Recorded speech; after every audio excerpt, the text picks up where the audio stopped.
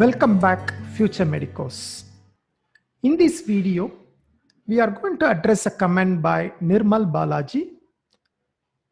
Yesterday, he has asked, what is the stray vacancy? Can you please explain? How many marks are required for this stray vacancy round? Nirmal Balaji, this video is for you, so I am going to address your question in the video.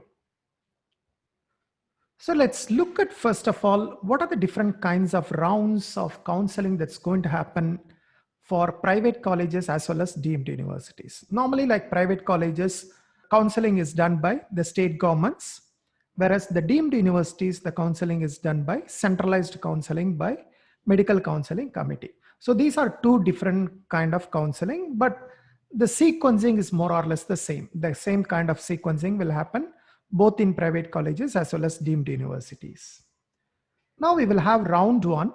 The first round of counseling will be conducted. And if there are any seats that are vacant, that will go to round two. And again, there will be a round two counseling will happen. And any seats are vacant, that will go to mop-up round. Generally, most of the states or the deemed universities, both MCC, they do conduct mop-up round as an online counseling, except one or two states, they do conduct as a physical on-the-spot counseling. Now, these three rounds are mainly conducted by government authorities.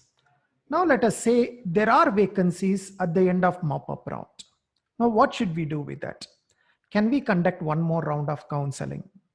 No, that's not the sequence. Normally, if there are vacancies at the end of the three rounds, what happens is the seats will be surrendered to the respective private colleges or to the deemed universities or to the central institutes.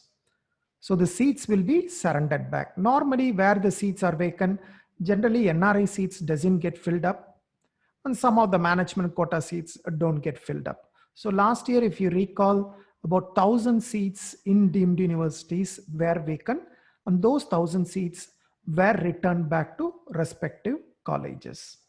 Now, what happens to these seats returned back to the deemed universities or private colleges?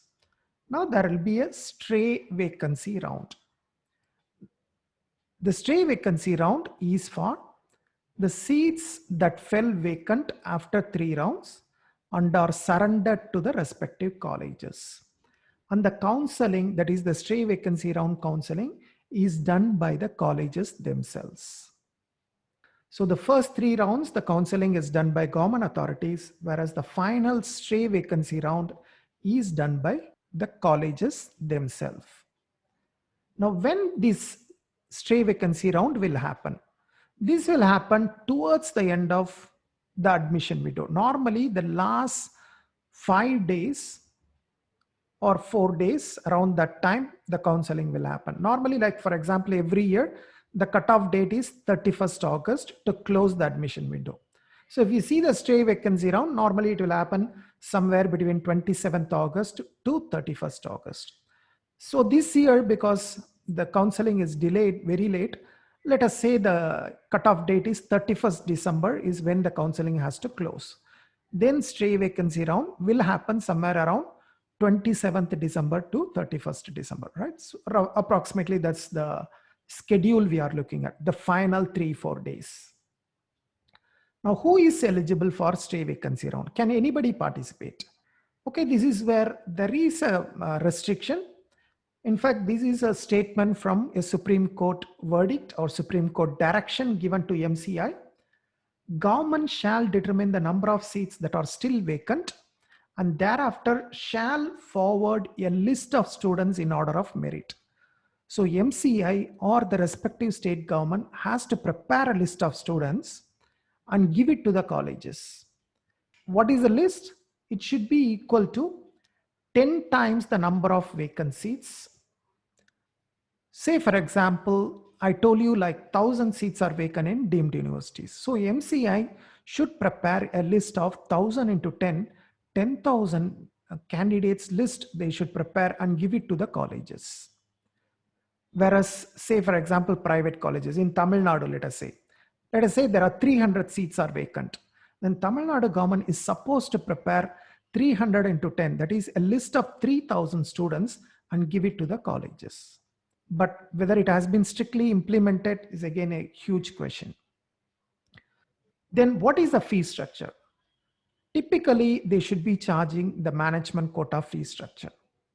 But we do get information from some colleges that they do collect some donation. Okay, of course, this is only in some colleges.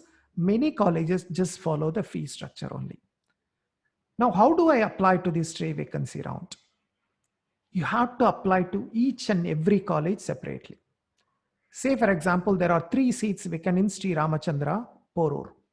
Then you need to apply to that separately. Let's say there are 10 seats vacant in KS Hegde Medical College in Karnataka. You are also interested in that. Then you need to apply to them.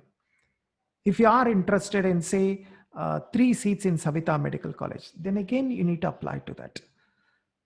So every college you need to register. Some colleges have an online registration, very simple. Some colleges ask you to send an application. Some colleges ask you to come in person to seek the admission. So all kinds of different kind of things do happen in stray vacancy round. So don't wait until stray vacancy round. If you have got a decent mark, try to get a seat in the regular counseling.